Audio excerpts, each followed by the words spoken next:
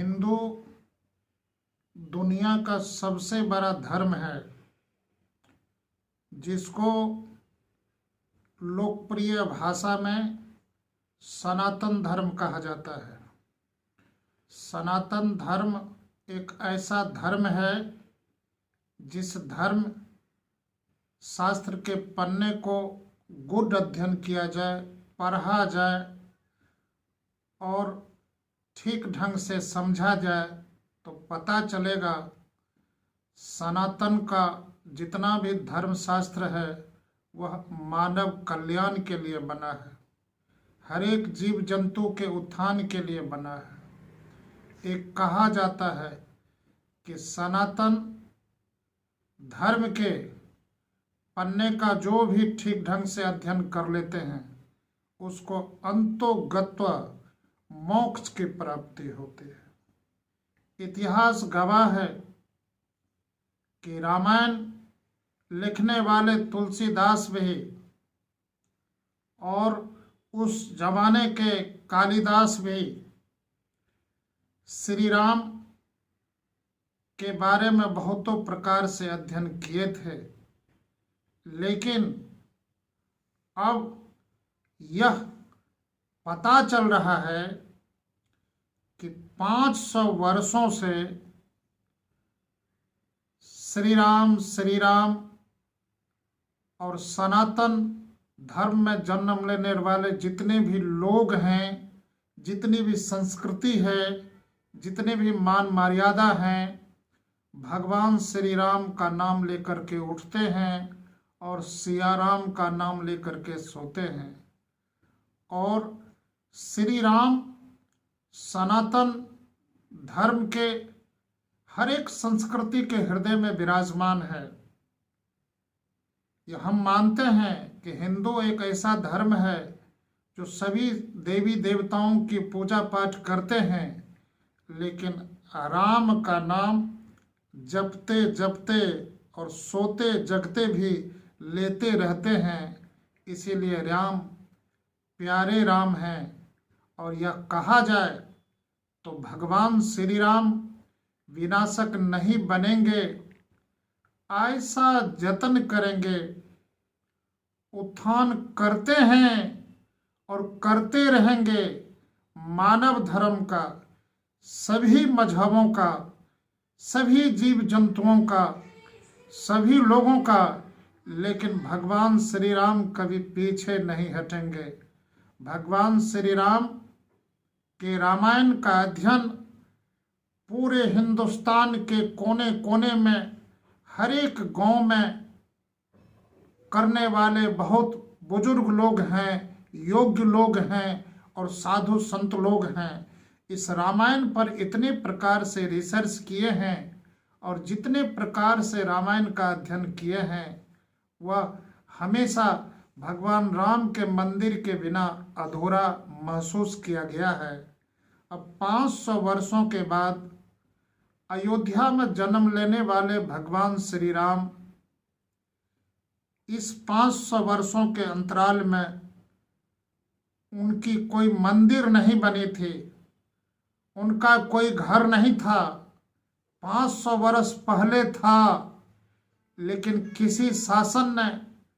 भगवान श्री राम के घर पर अत्याचार किया और उनके साथ दुर्व्यवहार किया, उनके घर को तहस नहस करके मंदिर को हटा करके वह मस्जिद बना डाला। ये तो सोचने वाली बात है, लेकिन उस मुद्दे से अलग हट करके हम इतना ही कह करेंगे कि सियाराम भजने वाले लोग और रघुपति राघव राजा राम बोलने वाले लोग आज बहुत प्रकार से खुश होंगे, क्योंकि 500 वर्ष के बाद अयोध्या में भगवान श्री राम के मंदिर का इस 22 जनवरी 2024 को उद्घाटन होने वाला है और भगवान श्री राम के दर्शन के लिए उस दिन से पट खुल जाएगा। और वहाँ 22 जनवरी को देश और दुनिया के वरिष्ठ अतिथि लोग भी आएंगे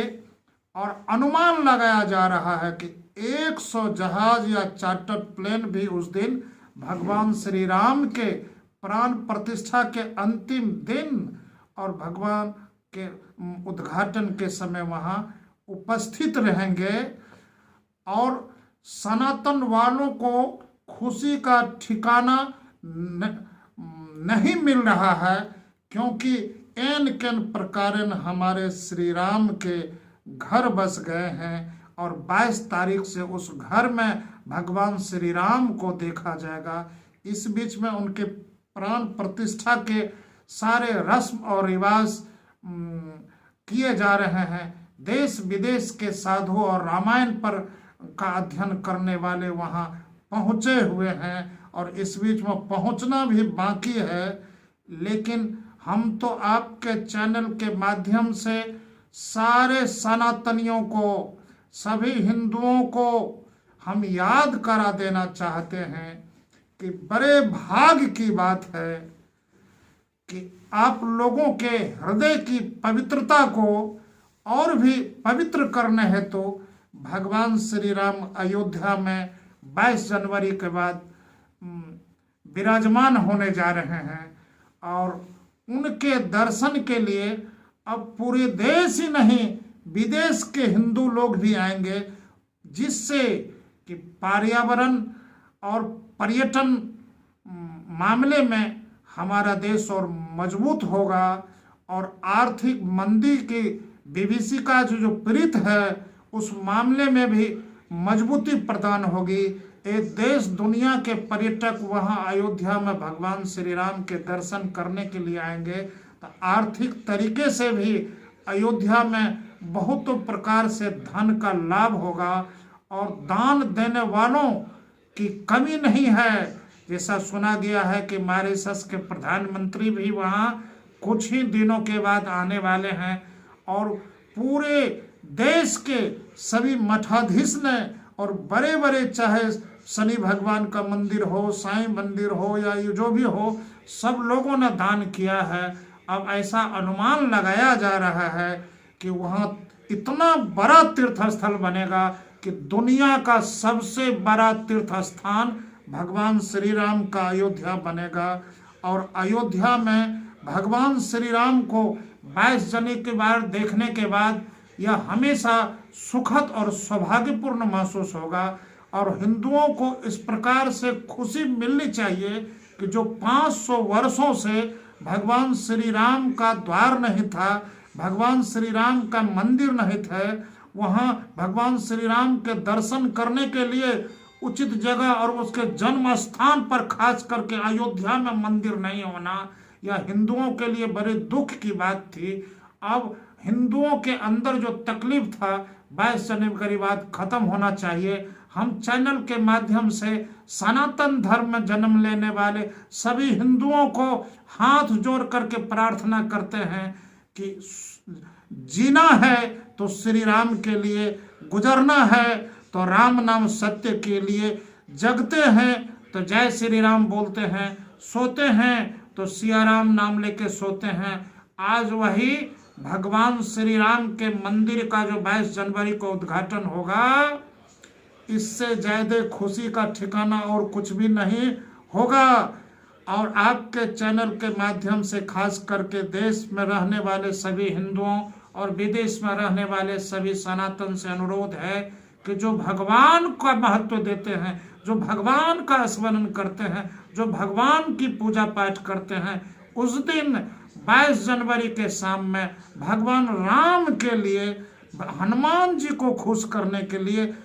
मैया सीता मैया की मनोस्मृति को मजबूत करने के लिए और उनकी मनोकामना को पूर्ण करने के लिए शाम में दीप जरूर जलाएं, दीप जरूर जलाने। जय श्री राम, जय हिंदू, जय सनातन।